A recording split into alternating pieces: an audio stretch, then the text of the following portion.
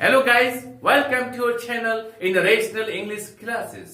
आपका बहुत बहुत स्वागत है रेशनल इंग्लिश क्लासेस में। प्यारे बच्चों, आज हम लोग पढ़ेंगे ऐसे एडवर्ब्स के बारे में जिसका प्रयोग करते समय हम लोग कंफ्यूज करते हैं। आज के बाद से सारा कंफ्यूजन खत्म। चले हम लोग शुरू करते हैं। नंबर 1 में लेते हैं हम लोग कुछ ऐसे एडवर्ब्स का जिसका प्रयोग करते हैं हम लोग क्या करते हैं, कंफ्यूज करते हैं। नंबर 1 में लेते हैं लेट, LATE। दूसरा लेते हैं LATELY, लेटली। उसके बाद तीसरा लेते हैं रिसेंटली, RECENTLY, रिसेंटली। इन तीनों शब्दों का हम लोग बारी बारी से चर्चा करेंगे, उसका प्रयोग तथा अर्थ के बारे में समझेंगे।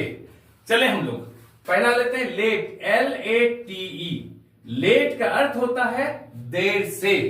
लेट का अर्थ क्या होता है, देर से। इसका प्रयोग कैसे करेंगे हम, जैसे ही केम लेट, वो देर से आया। क्लियर। अब दूसरा लेते हैं हम लोग लेटली, LATELY तथा रिसेंटली, RECENTLY, रिसेंटली। प्यारे बच्चों, लेटली को हम लोग क्या समझते हैं, बच्चे अक्सर समझते हैं क्या कि लेट देर से, लेटली और अधिक देर से। प्यारे बच्चों, ये बिल्कुल गलत है। आज से इस कंफ्यूजन को खत्म कर दीजिए।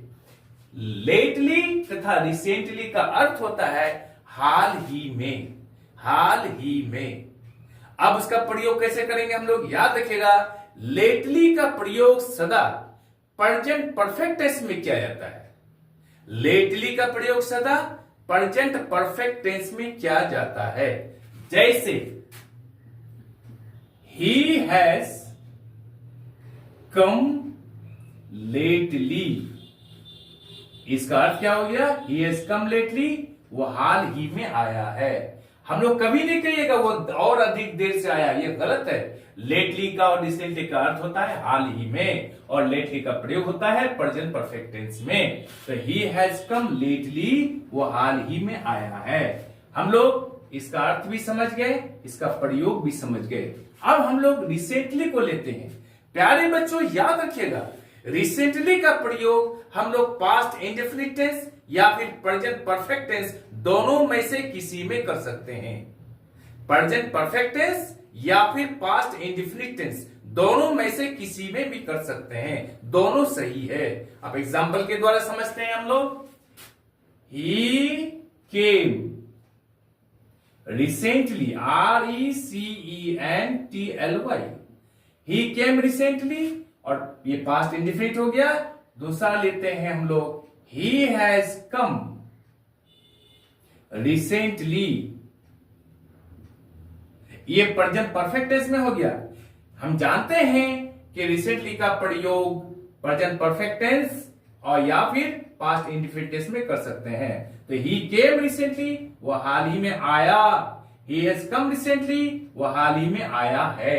M I clear. आज के बाद से लेट, लेटली और रिसेंटली का प्रयोग में कोई कंफ्यूजन नहीं होना चाहिए।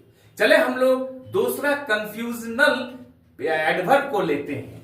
दूसरा क्या है, सिंस, SINCE, और ever since, EVERSINCE, ever since. याद रखिएगा प्यारे बच्चों, सिंस का प्रयोग प्रेपोजिशन के रूप में होता है, कंजंक्शन के रूप में होता है तथा एडवर्ब के रूप में भी होता है। तीनों अर्थों में होता है। क्या किसके अर्थ में होता है, सिंस का प्रयोग प्रेपोजिशन के रूप में, कंजंक्शन के रूप में और एडवर्ब के रूप में होता है। जब सिंस का प्रयोग प्रेपोजिशन के रूप में होता है तो इसका अर्थ होता है से, और इसका प्रयोग प्रायः प्रेजेंट परफेक्ट टेंस या प्रेजेंट परफेक्ट कंटिन्यूअस टेंस में किया जाता है। जैसे I have been waiting, WAITING, waiting for you since 3 o'clock।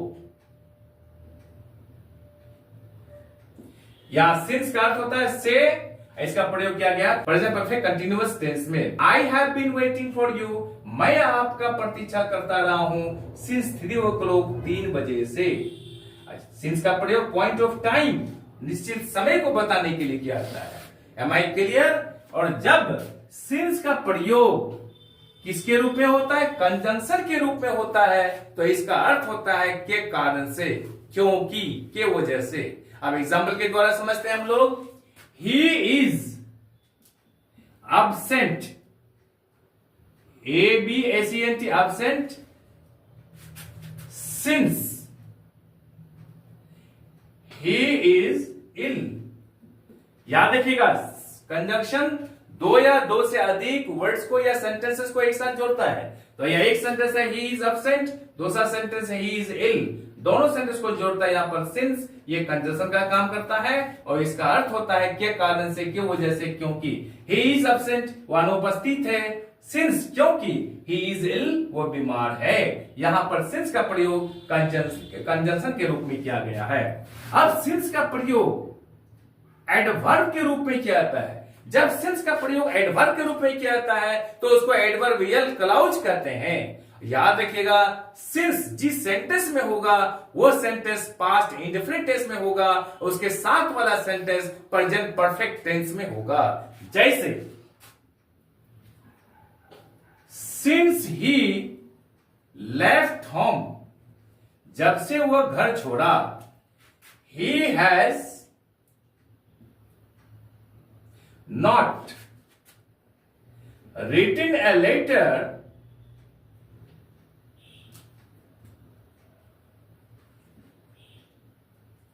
to his mother। प्यारे बच्चों, मैंने बोला जिस सेंटेंस में सिंस का प्रयोग होगा वो पास्ट इंडिफिनिट में होगा। तो since he left home, leave का पास्ट टेंस लेफ्ट होता है। सिंस ही लेफ्ट होम, जब से वह घर छोड़ा। He has not written a letter to his mother, वो अपनी मां को पत्र नहीं लिखा है। बाद वाला सेंटेंस प्रेजेंट परफेक्ट टेंस में होगा। Am I clear? याद रहे, यहां पर सिंस का प्रयोग हो गया जब से। लेकिन जब सिंस के साथ एवर का प्रयोग क्या होता है? एवर सिंस होता है, तो उसका होता है from then.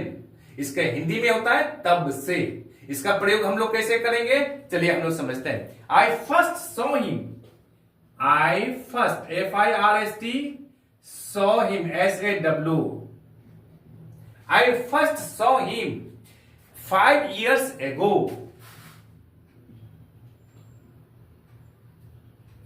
5 years ago. And have remembered him ever since. And have remembered, R-E-M-E-M, B-E-R-E-D, him